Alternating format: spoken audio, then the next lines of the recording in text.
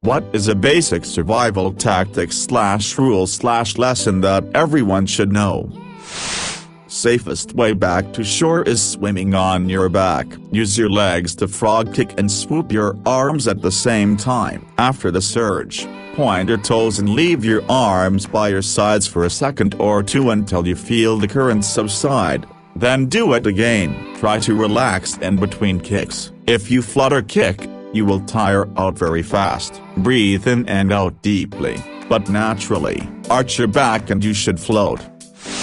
Even if you can swim, always float. Never try to swim back to shore, you will die from exhaustion. Edit. Lots of you have said swim and float, which is good if you're not too far out to sea. However, if you are too far out, swimming will not do anything. The rip currents will get you. If ever you go swimming in the UK, don't go past the pier. And if you find yourself that far out, even being the strongest swimmer will be futile. Source: please don't swim, float. If you find yourself in an unfamiliar part of a city while alone at night, or really any time when it seems like sketchy things might be going down, walk and move with the purpose, eyes ahead, confident strides, like you've been to that barred window corner store up ahead 1,000 times in the past. Anyone looking for an easy mark will key in on insecurity in a heartbeat. When driving, always be aware and anticipate what other vehicles might suddenly do and think ahead how you should react if it happens. In the beginning you need to consciously endorse this mindset, but later on it will become a habit and you will become better at it. Also, never ever text or even look at your phone while driving. One day you will kill somebody, possibly yourself. I was followed once and before getting to my street turned a left, then backtracked and then turned down a back alley. He matched all the turns but didn't follow me down the alley. I went very slowly and when I got to the other end his truck was there waiting for me. I pulled in behind him and put on my high beams and moments later he buggered off. I got suspicious of the characters when they quickly got into their truck at a corner store while I waited at a red light, and then followed the rest of the route. They must have heard the stereo I had in a fun little Honda Civic hatchback and I'd replaced so many stolen sound systems by then. I once had a pretty stubborn creep following me one time. The dude wasn't even trying to not be sketchy. Black Charger, no tags, kept headlights off. I did the right turns and even passed through some really public places. Police department wasn't an option. There's no cops at night on weekdays and none at all day or night on weekends. So as a last-ditch effort I called my friends while briefly at a stop sign and told them to meet me at a really busy 24/7 gas station and let me know when they get there. My friends are roommates so they live in the same house. The creep finally left once he saw two big dudes come greet my car. I wasn't going to get out unless I was sure the follower left. My friends played it pretty cool, acting like they were wondering where I was at and mentioning a fake aunt. Sure, left turns, in some situations, such as busy cities, are roughly 10 times as dangerous as right turns. So it's actually safer to make 3 right turns than 1 left turn. https://www.washingtonpost.com/news/innovations/WP/2014/04/09/ the case for almost never turning left while driving/ Since that article has a paywall, here's a relevant excerpt. Federal data have shown that 53.1% of crossing path crashes involve left turns, but only 5.7% involve right turns. That's almost 10 times as many crashes involving left turns as right. A study by New York City's transportation planners concluded that left-hand turns were 3 times as likely to cause a deadly crash involving a pedestrian as right-hand turns, and 36% of fatal accidents involving a motorcycle involve a left-hand turn in front of a motorcycle, according to the National Highway Traffic Safety Association. Of course, it takes longer. However, if you multiple stops to make, and you have a computer calculating your route ahead of time, you can ask the computer to find the route that is mostly right turns, while minimizing left turns. It turns out this reduces risk, reduces time idling while waiting to turn left, and even minimizes fuel usage. Another quote from the same article. UPS has chosen to minimize and sometimes eliminate left-hand turns to be more efficient. The company says the changes have helped it save millions of gallons of fuel. Today, this is a standard feature in commercial routing software. UPS uses their own proprietary software, called Orion. Read about its right turn optimization here, but as far as know, all commercial-grade routing software does this nowadays. It's kind of a must-have feature. Consumer-grade software like Google Maps doesn't have this feature because it rarely makes sense when just going from point A to point B. But you can usually get the same effect by simply going straight when it tells you to go left and making the next available right turn. It will recalculate the route to include the next 2 right turns. I recommend you do this if there's a left turn on a busy street that doesn't feel safe to you for any reason. If you're interested in maximizing safety, there's an option tell Google Maps to avoid highways. This will prevent it from telling you to get on a freeway for just a mile or 2. It selects these routes because they're 1 or 2 minutes shorter, but it's usually way less safe to merge onto the freeway than to just take surface streets.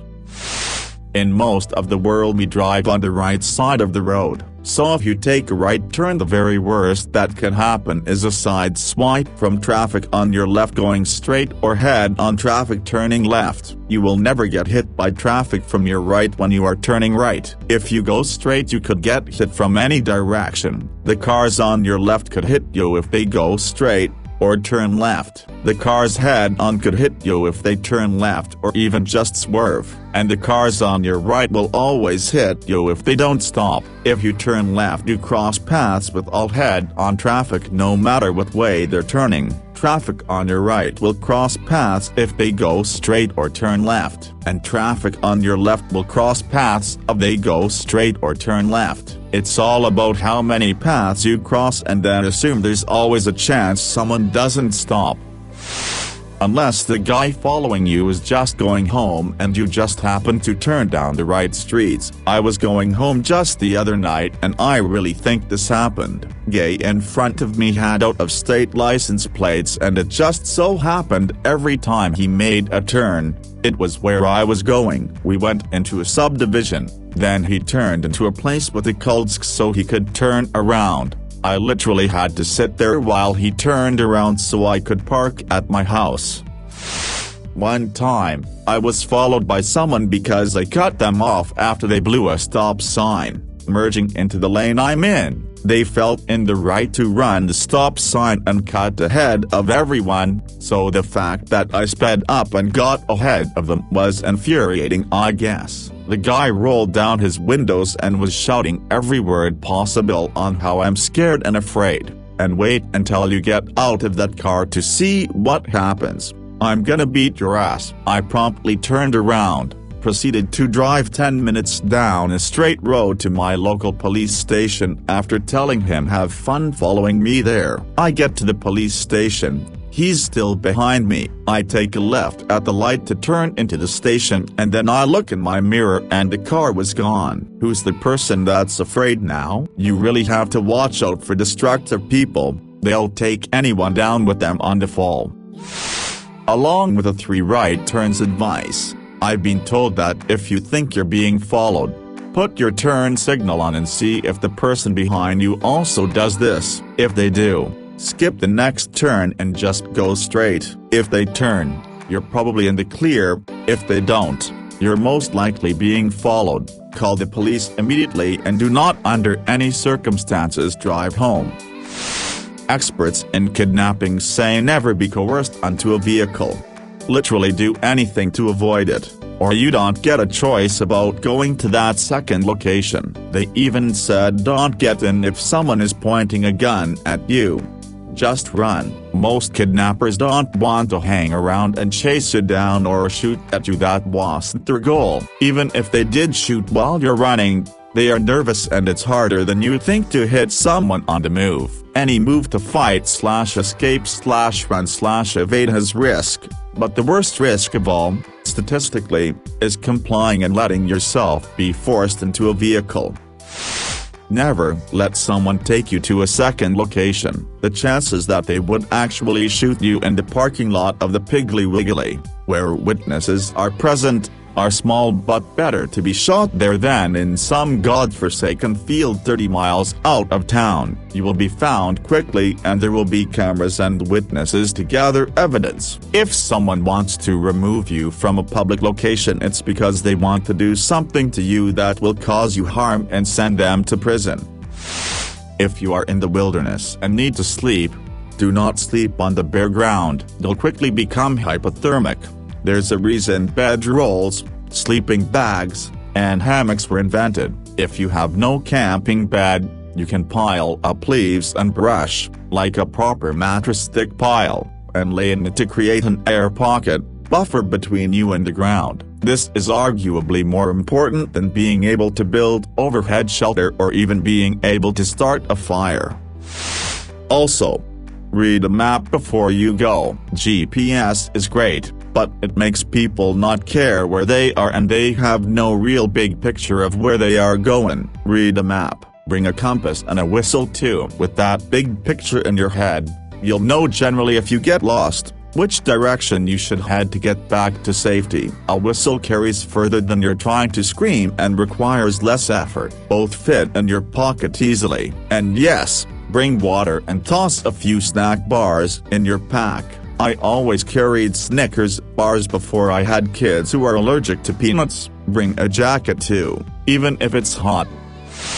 If you are going hiking, pack extra water and drink it. As simple as that. Dehydration can quickly lead to disorientation, and I forget the exact facts, but a good percentage of hikers that get lost report having a headache before they lost their way. And headaches are one of the first signs of dehydration. Drink your water, please, people. Scream, yell and curse like your life depends on it, because it does. On a related note, the point where you stop defending yourself from an attacker is when he's on the ground and not moving. That doesn't mean dead, but does mean doesn't move. Hit, punch, scratch, wherever you can. Soft areas like eyes, throat and groin are bonus points.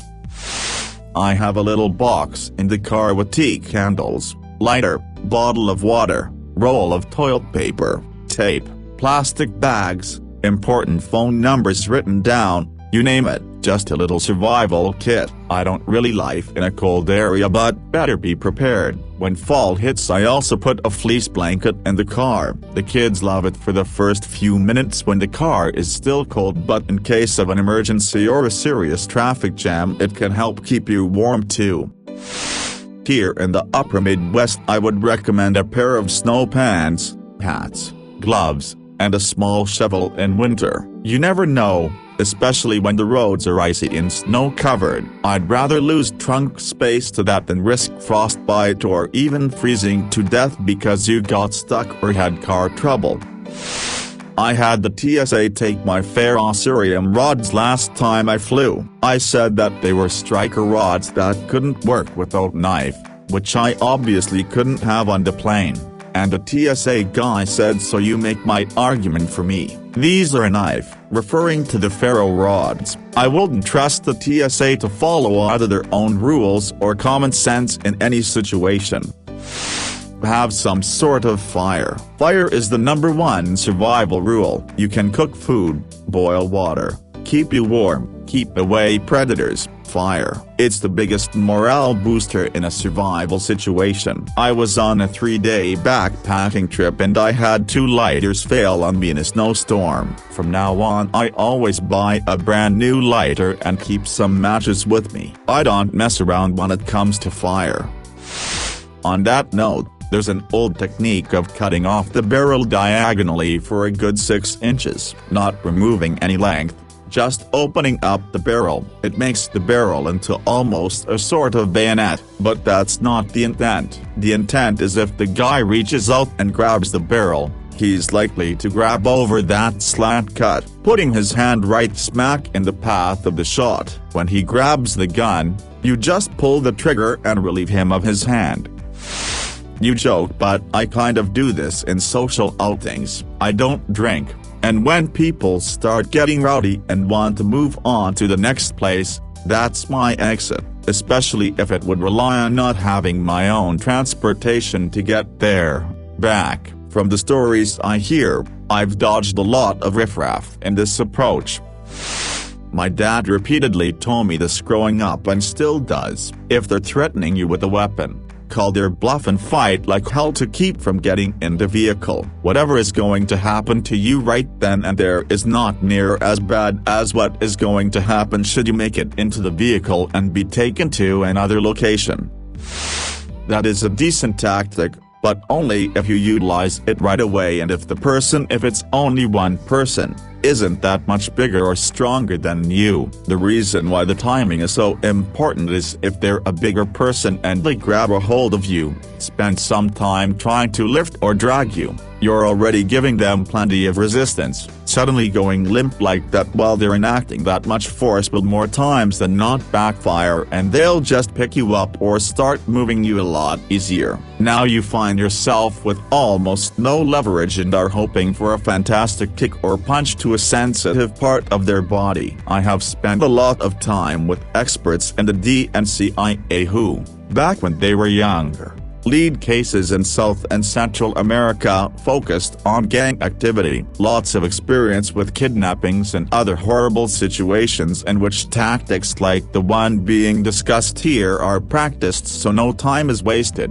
In a situation of somebody trying to drag you into a dark alley or their van, we're talking a matter of seconds total, so suddenly choosing to stop resisting and giving them 3-4 seconds of almost full control seals the deal unless you successfully go limp at the moment they try to move you. Also, stop using your legs to hold you up, bend your knees or go completely limp. It's not intuitive, but try this. Grab a friend, with consent to the experiment, and pull them backwards. They will use their legs and most likely will actually walk themselves backwards because it's natural to do that. If you feel you are going to fall backwards. This makes it quite easy for you to pull them with you. Then try again and tell them to go entirely limp, or let their legs go rubber. Now your victim is not helping you, you have to support more of their weight. Meanwhile, hopefully your victim is using their arms and hands to poke your eyes out. Not as easy as when the victim is standing, so go limp. If someone tries to force you into a van/car/alleyway whatever in public, now is the time for maximal resistance. Also yell, scream, get others' attention. They are trying to move you into a location where they have more control and safety, and you have less. This is your best chance to escape. It's disputed. One theory is suction. Another is that air released from the wreck reduces the density of the water so you are no longer buoyant. Others say both are myths. What is undisputed though is that floating objects that get dragged under then rip free will shoot to the surface and could injure you or knock you out. If it is clearly sinking, foam, but stick together. But being in the water is a bad situation anyways. Try to get onto something, life raft, floating wreckage, anything. I agree with this one. My brother and I were driving home late at night and we stopped at a closed petrol station to stretch our legs and switch drivers. I was looking at the road and saw a totally normal car driving towards the station and my gut told me to get out of there. Told my brother to get in the car and close the doors. Turned on the engine and started driving and the car drove past us with 3 creepy-ass guys staring at us. So glad we left on time because I don't know what they would have done. But it sure as hell was not selling us a cookie. Hey, former EMT here, yes, and please allow emergency responders to examine you and treat you on the scene, if they deem it necessary. Shock is a hell of a thing, and in the immediate aftermath of an accident, You might feel the urge to leave the scene or resist help if you do not have an obvious injury. Remember that we're trained to assess for signs of head and spinal problems, internal bleeding, and other serious injuries that you might not be able to perceive on your own, and we're there to help you.